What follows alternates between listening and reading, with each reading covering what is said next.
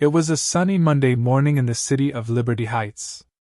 Inside the prestigious Monarch Savings and Trust Bank, a new teller named Cindy Watkins was adjusting her station. Cindy, a young woman in her early 20s, had been hired just a week ago. Though her uniform was refreshing and her desk neat, Cindy's attitude was less polished. She had a sharp tongue and a tendency to make snap judgments about people. At 10 a.m., a black man in a navy blue t-shirt and jeans stepped into the bank. His name was Marcus Brown, a businessman known to the upper echelons of Liberty Heights, though not everyone recognized him. Marcus wasn't flashy about his wealth. He preferred to keep a low profile.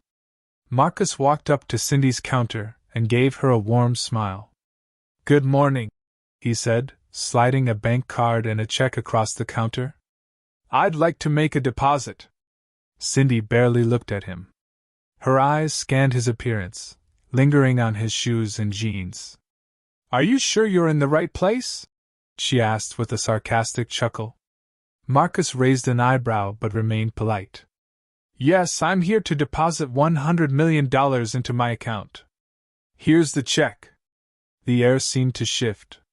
Cindy froze for a moment, then smirked. $100 million? Right, she said, folding her arms. "Do you think I'm stupid?" Marcus frowned, surprised by her tone. "Ma'am, I assure you, this is legitimate. Perhaps you'd like to verify the check?" But Cindy wasn't interested. She waved him off. "I don't need to verify anything. This is obviously a scam. You people come in here all the time trying to pull stunts like this." Marcus tried again, pulling out his business card and sliding it toward her. "This might help. I own Liberty Heights Holdings." Cindy didn't even glance at the card.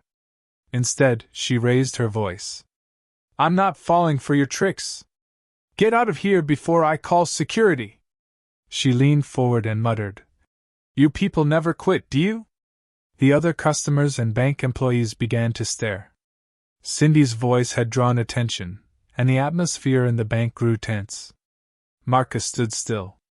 He didn't raise his voice or argue. He simply waited. A tall man in a tailored suit emerged from an office at the back. It was Daniel Harper, the bank manager. He had noticed the commotion and walked over with a concerned look.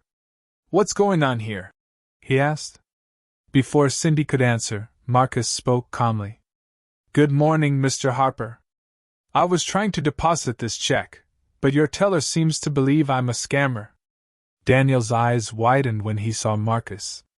He immediately recognized him. "Mr. Brown, I'm so sorry about this," he said, shaking Marcus's hand. Then he turned to Cindy, his face darkening. "Cindy, do you have any idea who this is?" Cindy blinked, confused. "He's a scammer?" she guessed weakly.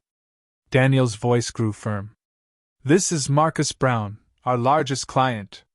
His investments keep this bank afloat. How dare you treat him like this?" The color drained from Cindy's face.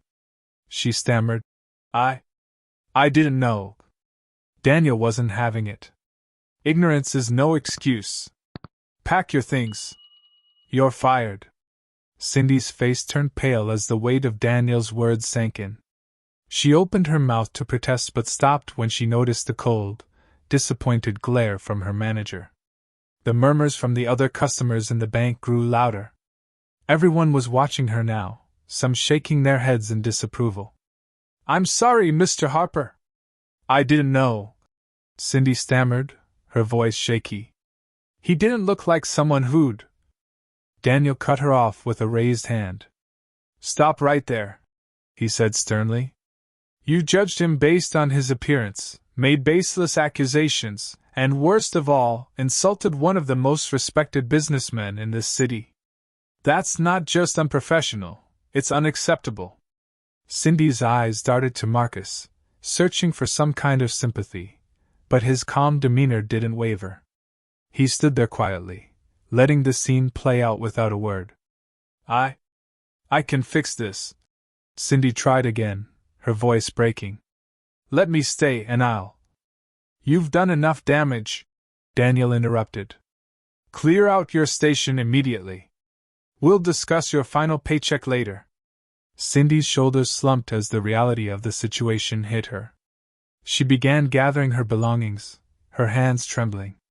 The room was heavy with silence, save for the occasional whispers from onlookers. Cindy hurriedly stuffed papers and a few personal items into her bag before rushing toward the door, her head hung low. As she exited, Daniel turned back to Marcus. Mr. Brown, I deeply apologize for this.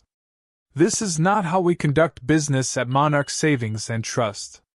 Marcus finally broke his silence, his voice steady. Apology accepted, Mr. Harper. But you should be aware, this isn't the first time I've encountered this kind of treatment.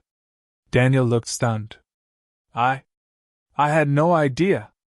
I assure you, we'll take steps to ensure this never happens again. Marcus nodded thoughtfully. Good. Because respect and professionalism should be standard, not optional. I'll continue my business here, but I hope you use this as a learning moment for your team. Of course, Mr. Brown, Daniel said, bowing his head slightly. Thank you for your understanding. With the tension finally easing, Marcus handed the check to another teller, who processed the deposit quickly and with great care. The employees around the bank seemed to redouble their efforts, eager to show Marcus that his trust wasn't misplaced. Meanwhile, Cindy sat in her car in the parking lot, her face buried in her hands. She thought about how she'd acted, the assumptions she'd made, and the consequences she now faced. She had lost her job, her reputation was in tatters, and she couldn't shake the guilt of how she had treated Marcus. Back inside the bank, Marcus finished his transaction and prepared to leave. As he stepped toward the door, he turned back to Daniel. One last thing, he said. Make sure you treat everyone who walks through those doors with dignity, no matter how they look. You never know who they might be, or what they might bring to the table. Daniel nodded earnestly. Understood, Mr. Brown. Marcus smiled faintly and walked out into the sunlight. The whispers and stares from the customers gradually faded as the employees returned to their work. But the lesson of that morning lingered in the air, a reminder of the power of respect and humility.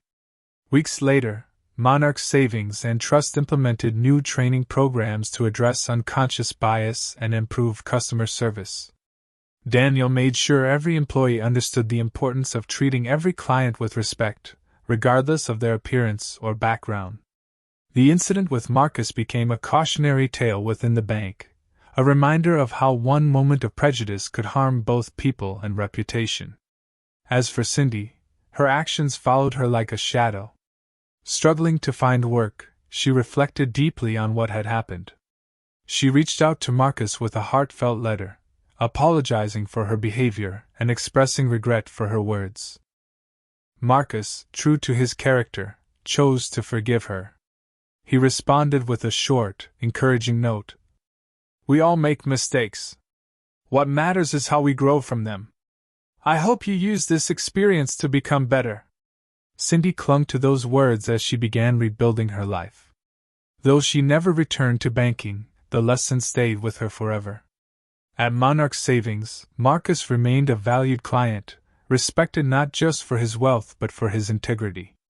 His quiet strength continued to influence everyone who crossed his path, proving that dignity and grace can leave a far greater legacy than money ever could. This brings us to the end of this story. Thank you for watching the video to the end. Kindly subscribe for more thrilling stories. Like and share this video. Have a nice day.